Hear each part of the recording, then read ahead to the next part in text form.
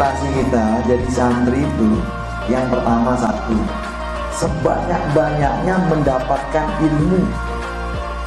Tidak usah pikirkan kamu mau jadi apa setelah mondok nih, itu urusan Tuhan.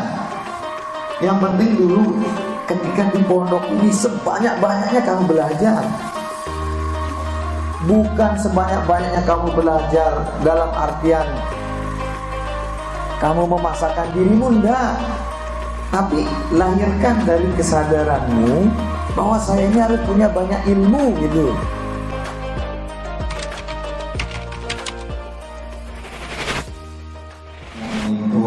Waalaikumsalam warahmatullahi wabarakatuh. Waalaikumsalam warahmatullahi wabarakatuh. A'udzubillahi minasyaitonirrajim. Bismillahirrahmanirrahim. Alhamdulillahirabbil alamin wassalatu wassalamu ala sayyidil mursalin sayyidina wa maulana Muhammadin wa ala alihi wa sahbihi ajma'in, amma ba'd. Segenap warga Pondok Pesantren Darul Falah yang insyaallah kita semua dirahmati dan diberkati oleh Allah Subhanahu wa taala. Amin. Syukur alhamdulillah, kita memuji Allah Subhanahu wa taala atas segala limpah karunia-Nya pada kita semua.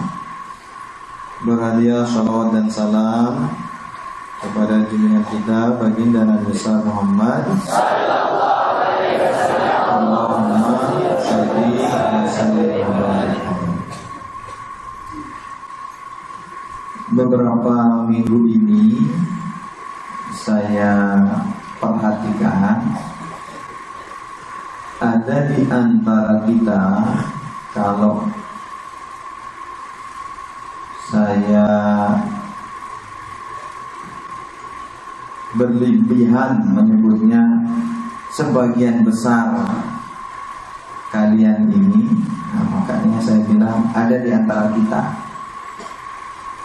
Ada di antara kita tuh saya perhatikan itu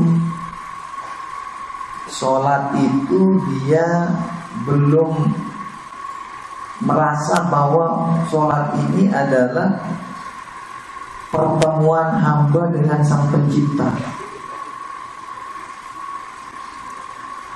Sehingga ada yang saya lihat sholatnya itu tidak berenergi, itu acuh tak acuh.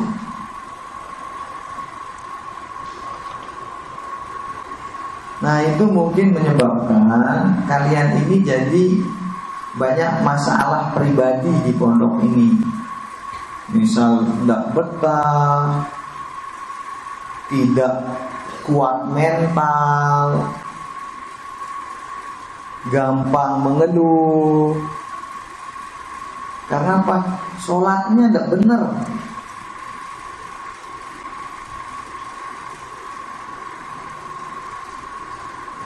Itu yang saya perhatikan. Saya lihat, loh kok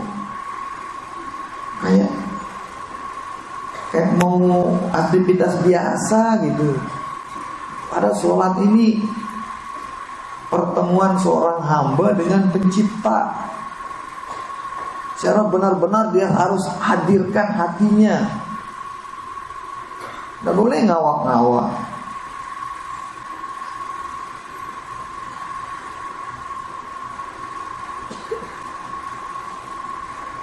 Ada saya perhatikan caranya berselekat kayak orang yap-yapan. Tahu dirinya masbuk, takut ketahuan masbuk. Mungkin bacaannya tidak sempurna. Sering saya mengimami, begitu saya salam kalau subuh, Assalamualaikum, Assalamualaikum. Begitu saya balik andang, kok yang masbuk itu sudah kunut gitu. Mungkin jelap nah. Lalu saya balik, lihat kanan, yang masbuk udah kunut.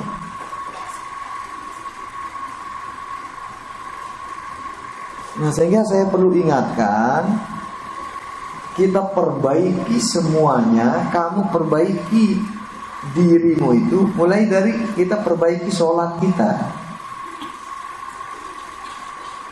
Saya sih tidak tahu bagaimana nih cara guru fikih menekankan tentang itu ketika membahas bab sholat.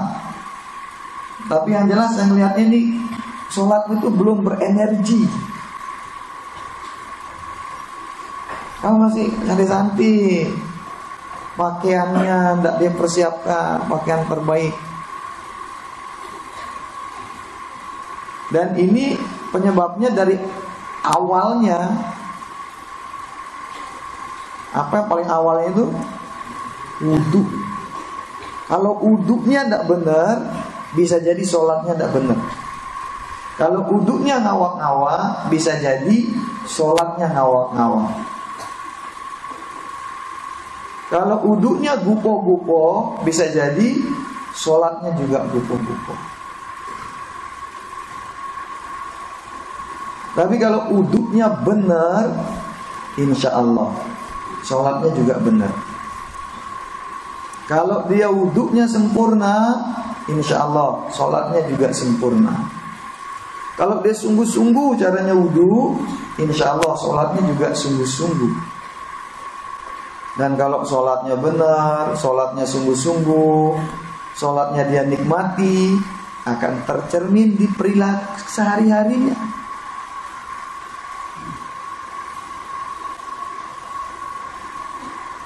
Ini yang pertama yang mau saya ingatkan. Sehingga nanti beberapa ke depan ini memang saya mau perbaiki nih.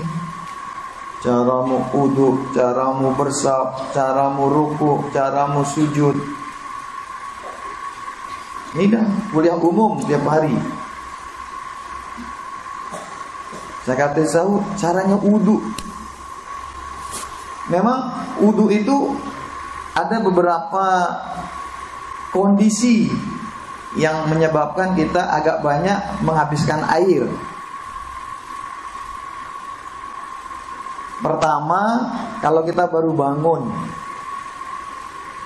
Karena apa? Karena mungkin ada yang mau cuci muka dulu, ada yang mau sikat gigi dulu.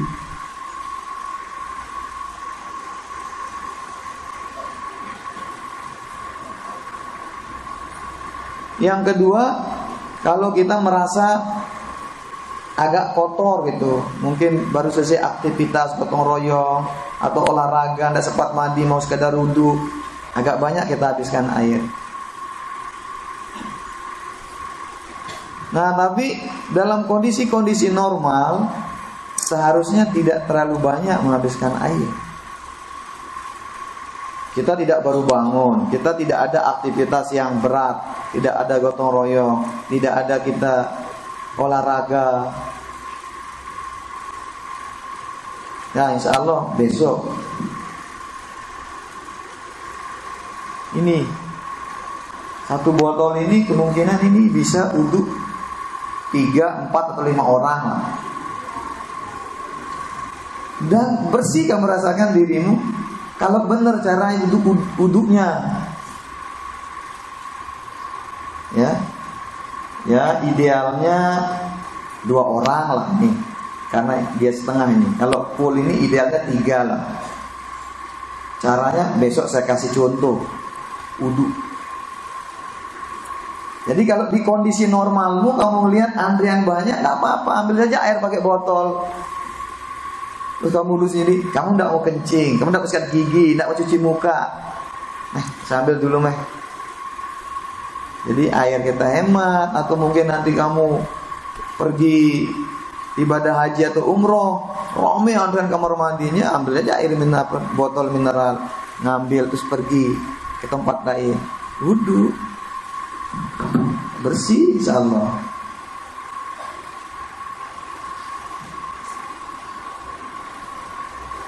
Ini air udah banyak nghabiskan, wudhunya tidak benar, berdampak kepada sholat juga tidak benar. Yang kedua, saya perhatikan kamu ini ada semacam, kalau bahasa kerennya itu disorientasi. Orientasi kita berada di sini nih keliru. Itu yang menyebabkan nih tahasus pengurus ini pinginnya pulang, nggak betah di pondok, mau ke rumah temennya. Begitu santri dia tegang oleh mele bolos, karena kamu disorientasi. Orientasi kita jadi santri itu yang pertama satu, sebanyak-banyaknya mendapatkan ilmu. Gak usah pikirkan kamu mau jadi apa setelah mondok nih, itu urusan Tuhan. Yang penting dulu ketika di pondok ini sebanyak-banyaknya kamu belajar.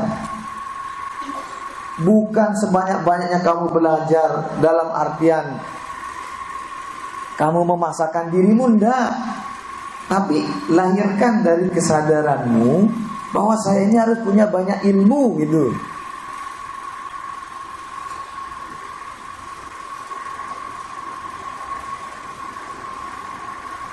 Caranya ya silakan, di luar yang dijadwalkan silakan kamu berkreativitas.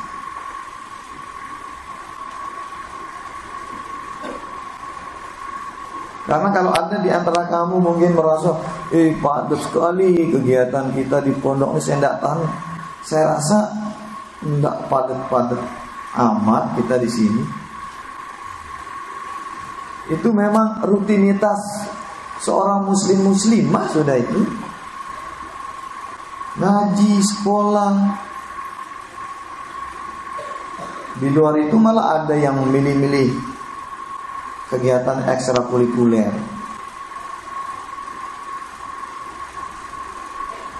Nah caranya tidak mesti, yang formal itu tidak mesti. Yang formal ikuti, di luar itu ya mungkin ada cara-cara tersendiri. Karena itu orientasi kita dulu, sebanyak-banyaknya belajar. Jangan bangga tidak ngerti, jangan bangga belum lancar baca Quran. Yang saya belum lancar, motivasi diri. Ini yang pertama. Kemudian yang kedua, di pondok nih tempat kita sebanyak-banyaknya mengumpulkan pahala.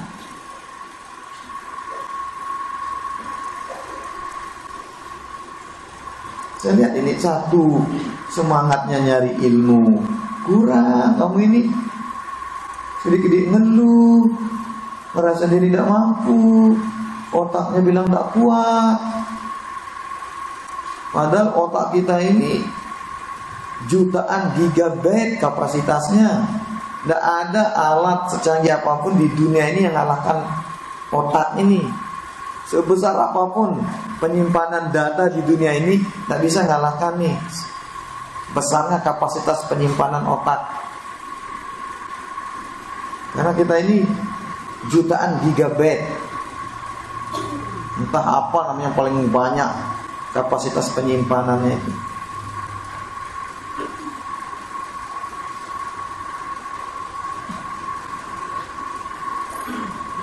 Sehingga seorang santri itu mendapatkan pahala itu bagi dia adalah sesuatu yang menyenangkan. Ketika dikasih tahu dia mau itu pahala nih, bilang senang dia. Pekerjaan ringan tapi dapat pahala nih, berpahala.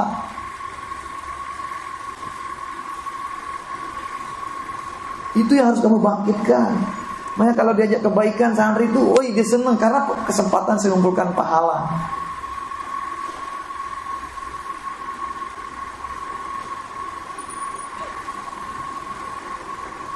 Karena kita sih berharap kamu dari di pesantren sampai kamu mengakhiri napasmu di dunia ini tetap jadi orang baik.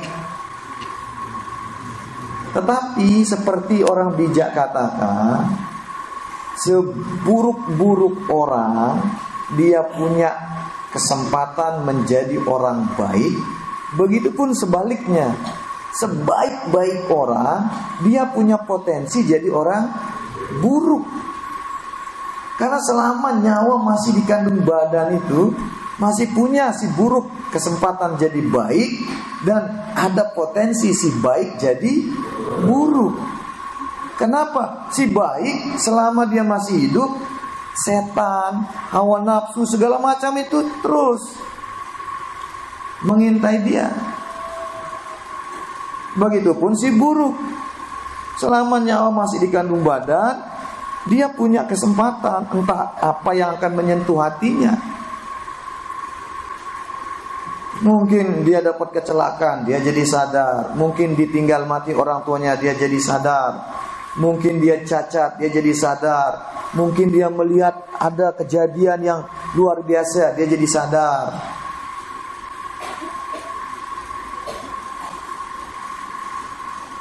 Itulah makanya kita harapkan kamu selama di sini nih tabung pahala. Karena setelah mondok tuh nggak tahu kita apa kamu masih rajin duha, rajin berjamaah, rajin tilawah, rajin puasa sunnah, nggak tahu. Kalaupun na'udzubillah min dzalik, selesai dari pondok ini kamu tersesat jalan, ada tabunganmu dulu waktu mondok.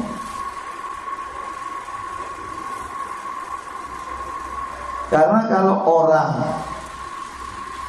jahat lebih gampang menasihati dia daripada mantan orang baik.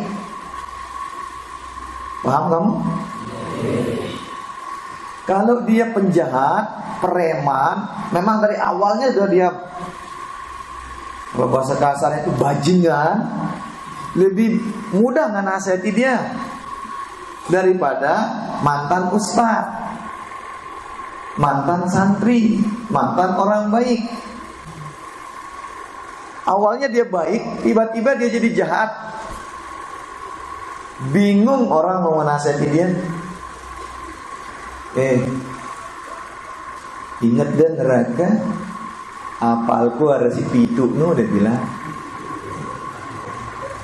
Karena dia mantan orang baik, diingatkan neraka, pitu neraka no apalku, dia bilang.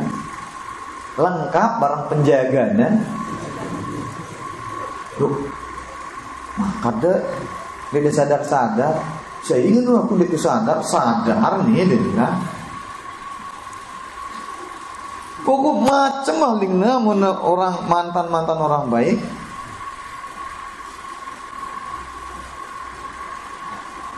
Itu yang kedua. Kemudian yang ketiga, selama kamu berada di sini takut dosa. Ini pahala tidak bersemangat mengejar dia, dosa dianggap sepele. Jangan. Kok kalau dosa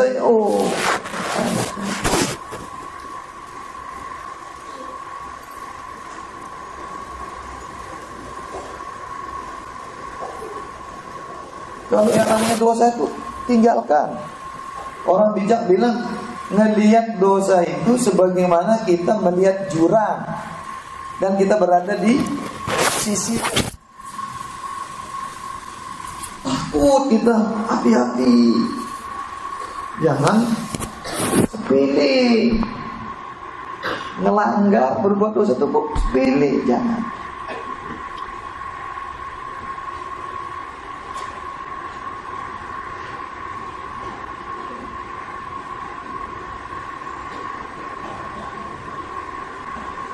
Dan ini semuanya itu memang kembali kayak tadi itu, sholat yang tidak benar itu yang menyebabkan kita seperti itu. Pahala kita tidak bersemangat, dosa kita tidak takut.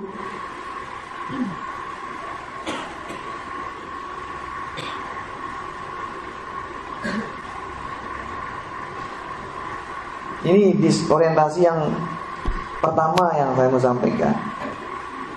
Nah selanjutnya nanti, karena kalau terlalu lama juga, karena sudah jenuh, jadi kamu tidak bisa nangkep dia. Banyak ini orientasi kita yang sudah keliru. Makanya pada pesan hari ini itu yang saya ingatkan. Jadi santri itu satu, sebanyak-banyak mengumpulkan ilmu. Apa dah tahu dengan melek tahu. Dia tahu dia berjahit, ngubah atau berjahit, belajar. Dia cekat tidak mau engkak, ngubah atau mau engkak. Ya baik, ada miakmi, ngubah atau miakmi. Dia cekat tidak ngerap, wah aja ngerap. Dia lancar dia baca Quran, coba ngubah atau baca Quran. Dia bagus suara anda, coba yang belajar.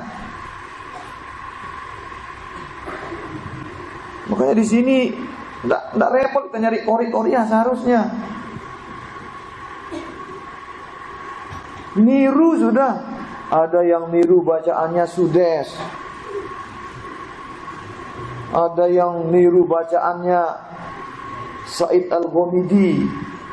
Ada yang niru bacaannya Misali Rashid. Pokok niru sudah. Itu yang mau tartil, yang mau standar lagu, ada niru Muammar ZA, bukan Muammar Arafat. Ya. Niru Ustadz Tanusi, Ustadz Baihaqi, Ustadz Abdul Hamid. Bagus suaranya. Belajar di sini kesempatan, karena semua ilmu dia ada di sini. Kalau melihat temanmu cekat tidak guntingan, coba belajar guntingan. Salah, berarti model baru. Ya gitu. Orang bijak yang bilang begitu. Kalau tukang cukur salah mencukur, itulah model baru.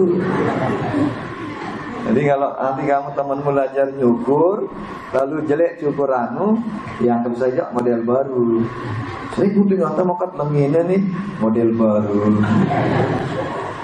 Model baru masa lengin? Ya memang tiang lengin.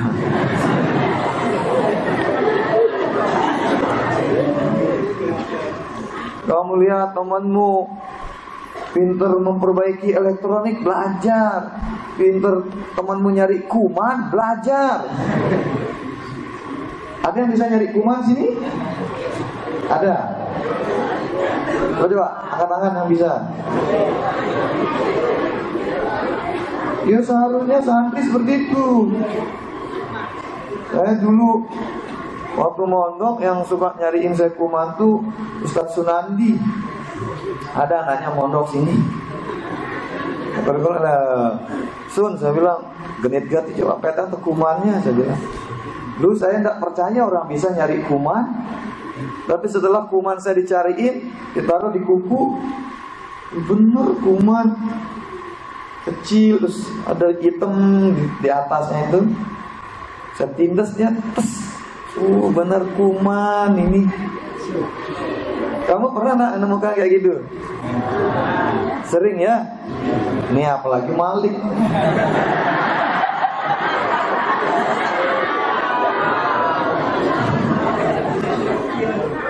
Sering nemukan lik. No. Karena dia tubuhnya kuman semua. Apa saja. Sehingga begitu pulang itu kelihatan orang pasti karena pondok ini tak tahu doang ya, dia bilang. Karena anak pondok itu diajak susah dia bisa, diajak senang dia bisa, tinggal di gawah dia bisa, tinggal di kota dia bisa, diajak miskin bisa, diajak kaya bisa, diajak ke kota bisa, diajak ke kebun bisa, serba bisa. Dimanapun dia survive. Benar ya, ejaannya mampu. Ya. Dia bisa bertahan. Jangan loyo. Apapun, tidak hanya ilmu agama, di sini ada ilmu umum, keterampilan. Kamu lihat temanmu, pintar anu bela diri, coba aja bela diri, belajar. Beli betoknya ngombe nih.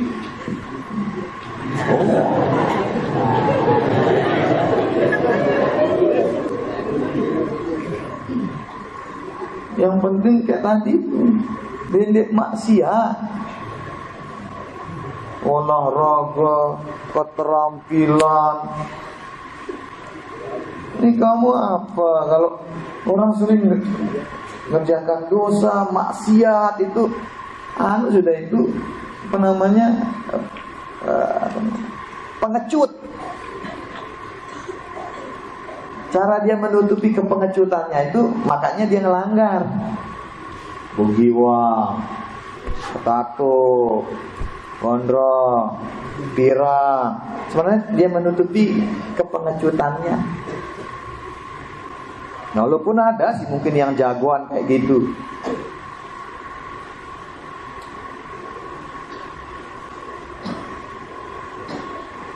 Nah, itu yang perlu saya ingatkan kepada kita semua.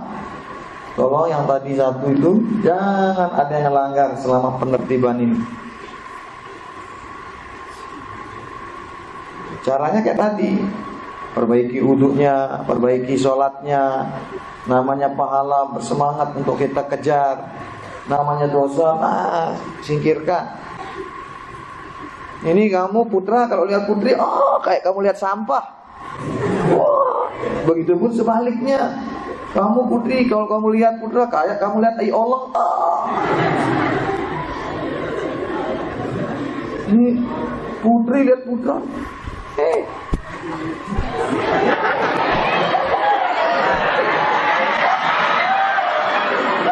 ada dia itu.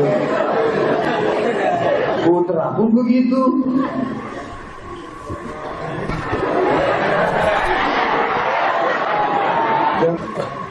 Subhanallahumma wa bihamdihi asyhadu an la ilaha illa anta astaghfiruka wa atubu ilaik. Hadanallahu wa iyyakum ila sabilil falah wa bihamdihi aqwamul qarib. Wassalamualaikum warahmatullahi wabarakatuh.